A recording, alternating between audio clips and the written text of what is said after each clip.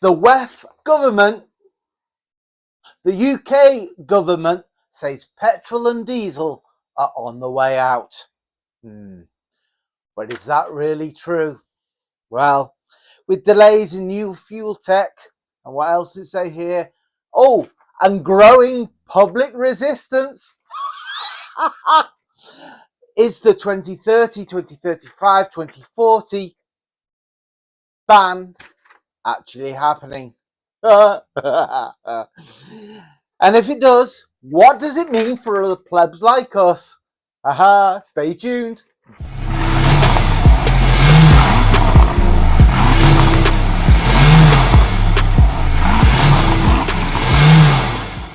With many companies, oh, slip up, with many countries pushing back, such as Germany, Italy, Poland, and France as well.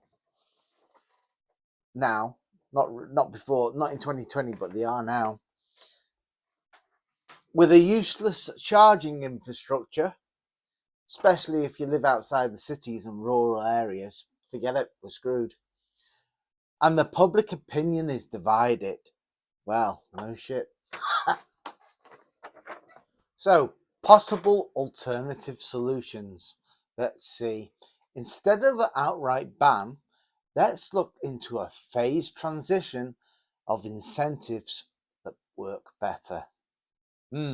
Such as tax breaks on low emission cars, including hybrids and biofuel compatible engines. Stronger incentives on EV adoption, like home charger grants and cheaper electric rates. Where have we heard that before? Cheaper rates if you get smart meters. Public EV infrastructure overhaul, ensuring rapid chargers for every major town. How much is that gonna cost? God, right.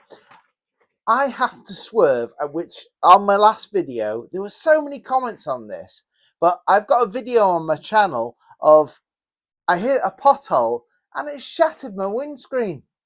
I mean, the money that this is going to cost, they could resurface the whole bloody country. Forget about putting electric infrastructure in. Let's just keep the diesel and cars rolling. The engines are pretty good at the emissions, actually. Like the diesel engines with the AdBlue additive add to it. It was just water coming out of the back. It was like hardly any emissions whatsoever. So, let alone these EVs weighing tons and all the particles coming off the tires and damaging our roads even further. You know, that we won't address that elephant in the room. Anyway, back to the script. Should we stick to the 2030 deadline? Let me know in the comments. I really want to know. What do you think? Is it a good idea? So what is the fate of our petrol and diesel cars? Well, the value might drop, or the value could go up because more and more people want to keep their cars where they can change the headlamp bulb without getting a complete new unit costing hundreds of pounds. And then have to get in a manufacturer's reset to encode the light into the car just because they want to change a bulb. Yeah. So I would say the demand will go up for older cars. But then what do you think about the new MOT rules that they're trying to enforce on us, where if the cost of the repair is more than the value of the car, then you're not allowed to repair it, even if you're prepared to pay for it. What do you think of that? Yeah. A government think tank is toying with the idea of taxing petrol and diesel cars more after 2030. What do you think about that? Forcing us off the road yet again. Classic cars and future rules. No plans to ban them, but they might face higher taxes or restricted access to all city centres. That doesn't matter. I'm happy with that. I don't want to take my classic cars anywhere near a city. I'd rather be out in the countryside with them, on windy roads, enjoying them, not snarled up in traffic in cities. No thanks. Higher taxes? Well, yeah, they just rip us off all the time. Alternative solutions. Low mileage exemption for classic cars, allowing limited use without penalties. Well, that's kind of in effect anyway, because our classic cars we like to keep off the road as much as we can anyway, because we have classic car insurance, which means we only do a certain amount of mileage per year, which is usually quite low. So yeah, but we should keep the exemption from paying tax for 40-year-old and older vehicles. That they shouldn't get rid of that. Retrofitting schemes, converting classic cars into electric vehicles. No, thank you.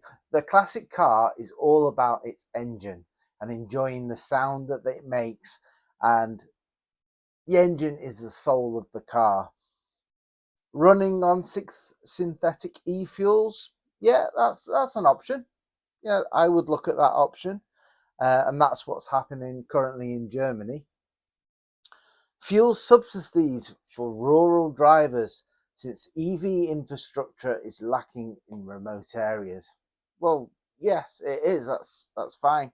Now, look, I'm not against the idea of an EV, because I've looked at it for my own family for running a small EV. So, and I really do like the new Renault 5. I think it looks a great little car.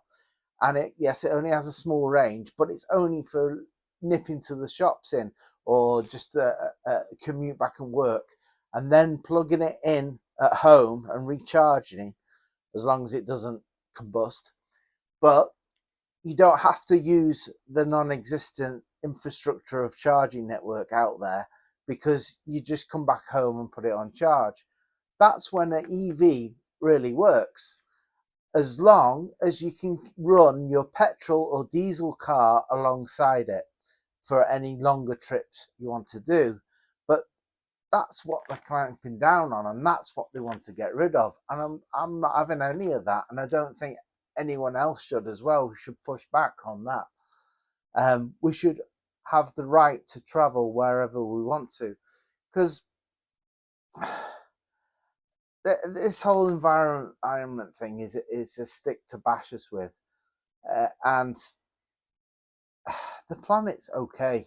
The planet runs in cycles and it renews itself. Yes, we can cut down on our plastics that we dump and the things that we dump in the ocean. Totally behind that. But the cars, I think we can have hybrid diesel or petrol cars, yes, or petrol and diesel cars for longer journeys and short runs. We can have small little electric cars, affordable electric cars that we could maybe own. But like anything, the technology isn't perfected yet, and that's why we're seeing these fires and things. But that's for another video. Also, it's if you can afford one. Not everybody can afford to run around in an EV. You know, people have just got small little petrol cars, and they shouldn't be run off the road either. And people shouldn't be forced into debt just to tick a government emissions box.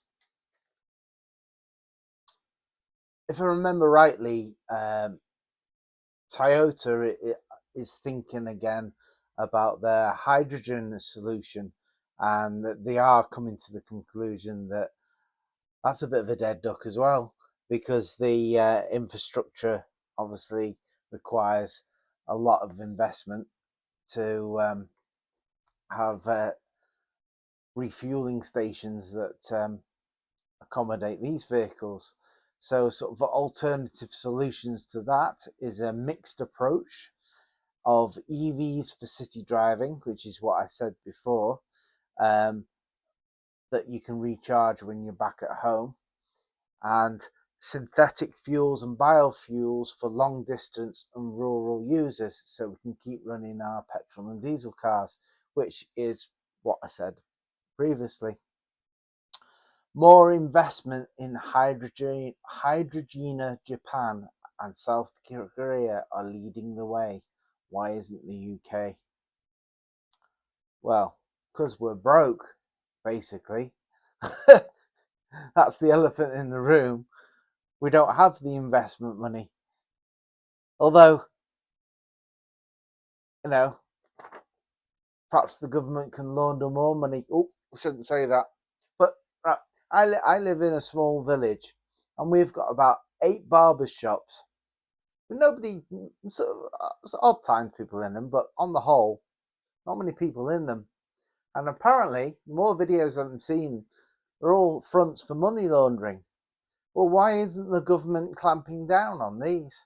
It's because all the money they launder through these companies goes on their tax return, and they pay a proportion of the tax. And the government like that.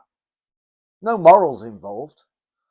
So, you know, I think Nigel Farage has addressed that in some of his speeches about all these barber shops and nail bars and all these cash-based businesses that are popping up on the high street. So anyway, I digress. Let's keep it about the cars.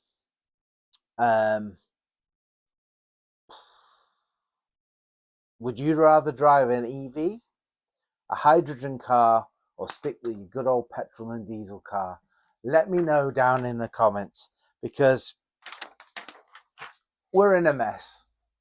And if you can come up with a better solution and send it into our government for them not to listen to us, that'd be great. So please please subscribe, because it helps the channel, and please send me your comments, because I do try and reply to you. Although as the channel grows and the more comments I get, I can't reply to you all, and I'm sorry, but I will try. Anyway, thanks for watching, and I'm going to make some more videos. I'm sorry this script was a little bit bitty, and I was going off of tangents here and there, but, you know, it is what it is. See you now.